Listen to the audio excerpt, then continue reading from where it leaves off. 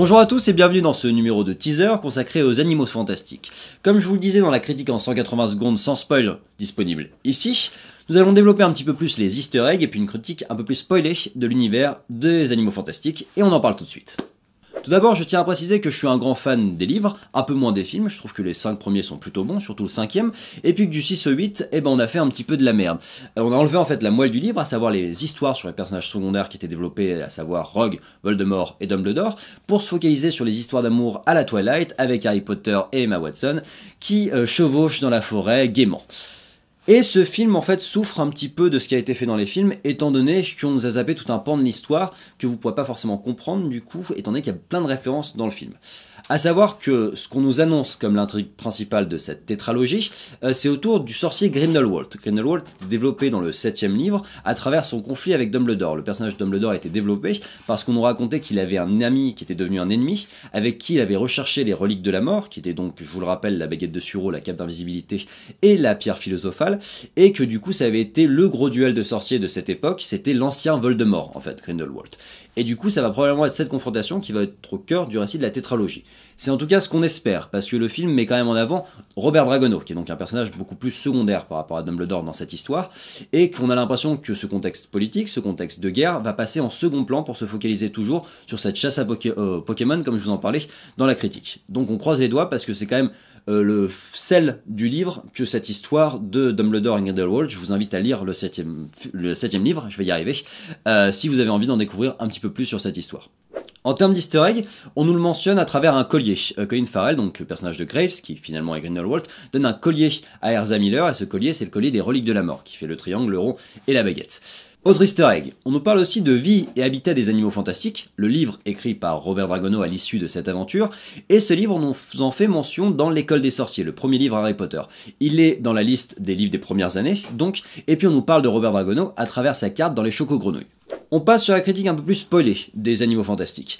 Moi, ce qui m'a déçu, c'est que j'ai trouvé qu'il était assez enfantin parce qu'il y a assez stéréotypé et assez attendu dans ses twists et que la limitation de la diégèse de l'univers filmique était mal foutue. Je vais donc vous en parler maintenant.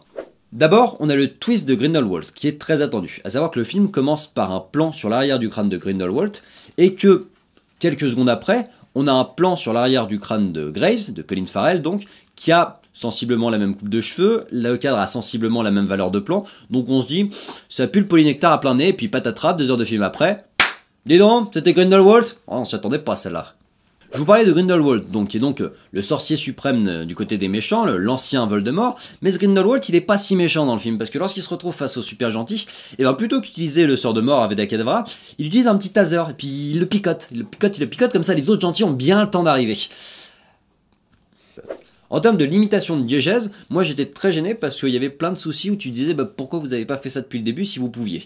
La téléportation a aucune limite, donc c'est-à-dire que je peux me téléporter n'importe où, donc je peux même me téléporter à côté du rhinocéros en route, mais plutôt que de le faire tout de suite, je vais plutôt faire une petite danse de l'amour un peu ridicule, un peu rigolote pour faire rire les enfants, et puis au bout de, 10 minutes de confrontation, là je me téléporterai, et puis 2 ex machina.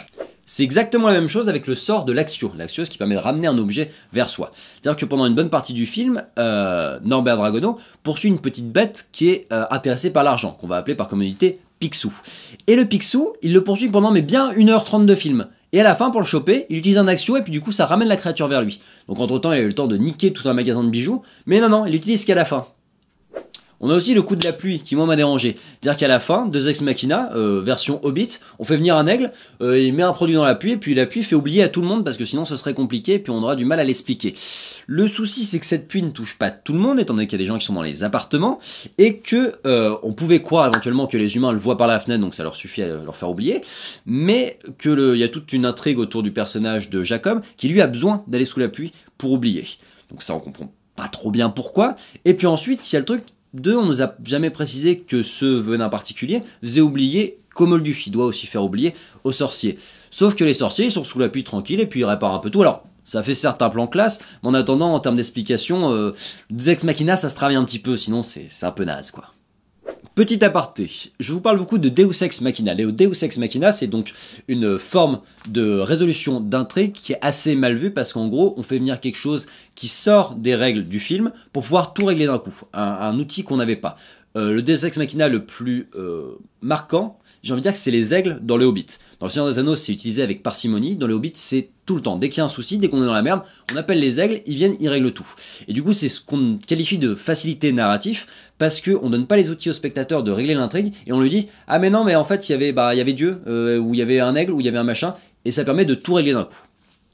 Voilà tout ce qui m'a gêné dans ce film. Alors certes, c'est pas gravissime, effectivement, si on se perd dans l'univers filmique, c'est pas très grave, sauf que c'est vraiment, je trouve, quelque chose qui s'exprime en termes cinématographiques, c'est qu'il y a une manque de volonté d'amener le récit vers quelque chose de plus adulte. Les limitations de la diégèse dans les films Harry Potter étaient pas forcément top, mais à l'époque, il y avait un bouquin sur lequel se reposer. Donc les choses qui n'étaient pas expliquées, on l'avait dans le livre. Les Animaux Fantastiques, c'est une libre adaptation d'un bouquin qui était un recueil sur les animaux, qui n'était pas forcément l'histoire du film, et donc du coup, il nous manque en fait cette base-là pour qu'on puisse dire la diégèse était bien foutue avant, mais dans le film, c'est pas assez développé. Là, c'est juste pas assez développé, et c'est très dommage. Le film en lui-même, comme je vous le disais, est pas mauvais, c'est plutôt un bon film, même s'il est assez enfantin, et de mon point de vue, il passe à côté du cœur du sujet, à savoir politique et le duel de sorciers, mais on croise les doigts pour que la suite soit un peu plus adulte.